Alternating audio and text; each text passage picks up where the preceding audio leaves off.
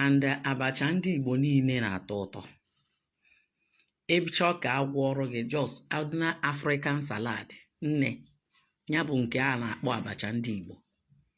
Ịbịa were abacha desia na mmiri, ịbịa weta ụmụ obere aṅara ndị kịrịkịrịkịrị, ịbịa were aṅara ndị nnukwu wee bie, ịbịa were akwụkwọ aṅara, ị ga-ewe yabasị ị ga-ewo ga-adị ebu ibu, ịbịa weta crayfish, ịbịa hụsie ose n'ọkụ, ịhụsie ose n'ọkụ, ịbịa tinye ya. Ụzọ a esi ebe abacha erika.